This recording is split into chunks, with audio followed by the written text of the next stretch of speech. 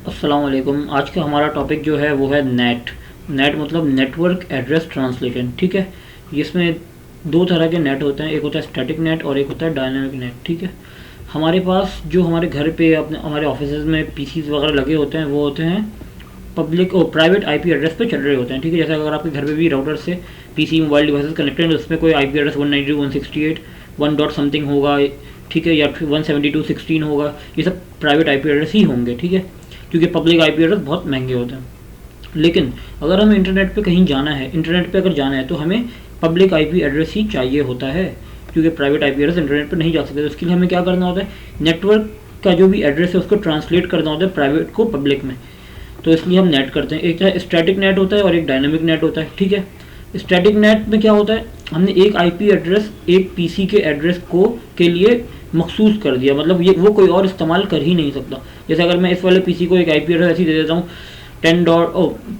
200.0.0.1, तो अगर मैं स्टैटिकली बाउंड करूँगा तो इसके अलावा ना ये कोई भी पीसी इस एड्रेस को इस एड्रेस को यूज़ कर ही नहीं सकता। ठीक है, जो हमें बहुत महंगा पड़ जाएगा आईपी एड्रेस। तो इसीलिए हम यूज़ करते हैं डायनामिक नेट मोस्टली। तो देखते हैं डायनामिक नेट कैसे कॉन्फ़िगर होता है। राउटर पर आ गए, कॉन्फ़िगरेशन मोड में आ गए।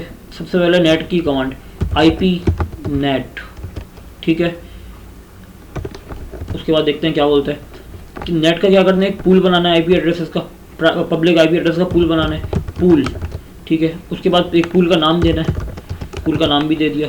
अब पूल के स्टार्टिंग आईपी एड्रेस क्या होगा, रख दें 200.0.0.5 रख देते हैं।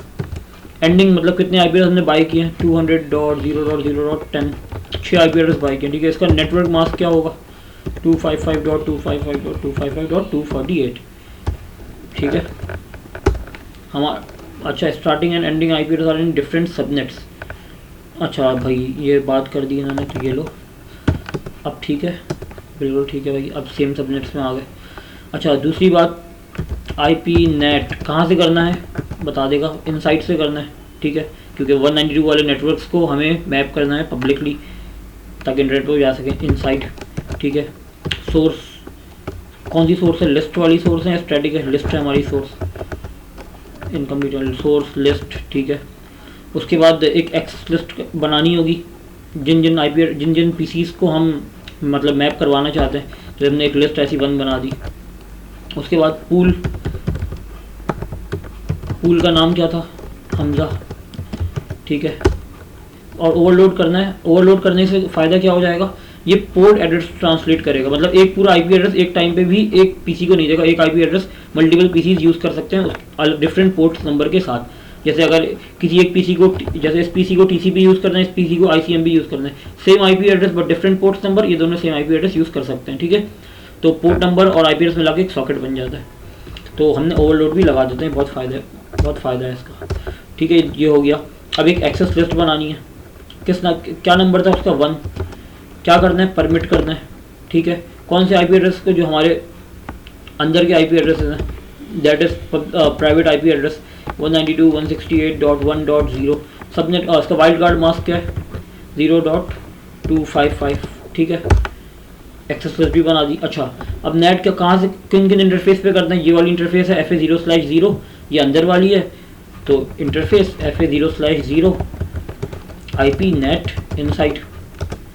बाहर वाली कौन सी इंटरफेस है, ये वाली है, तो थोड़ा सा पढ़ लें, इंटरफेस FA0/1।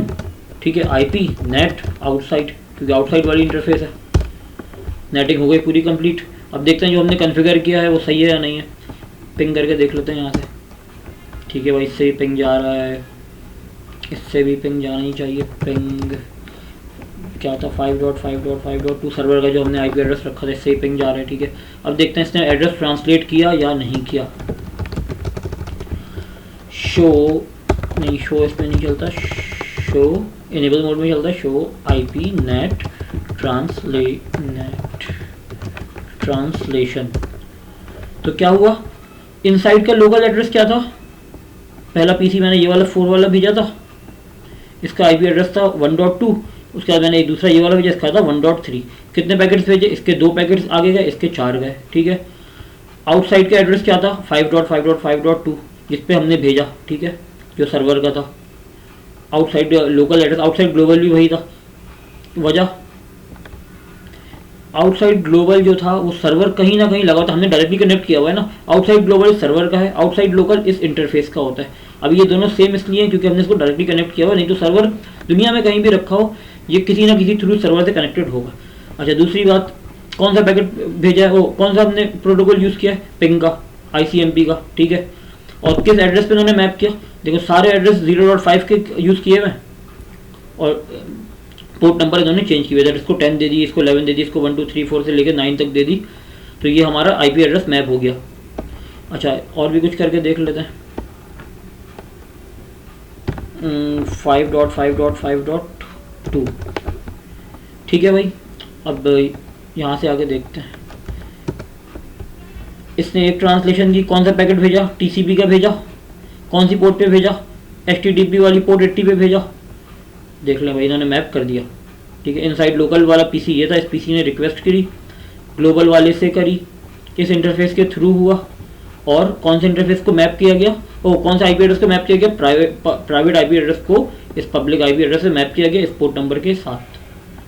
तो ये था हमारा नेट, और जब इसमें हम ओवरलोड कर देते हैं तो ये पैड बन जाता है, पोर्ट एड्रेस ट्रांसलेशन। होपफुली आप लोगों को बहुत अच्छा समझ में आ गया होगा, ये बहुत आसान चीज़ है और बहुत काम की चीज़ है। तो थैंक यू, अल्लाह हाफिज़, दुआ में याद रखिएगा।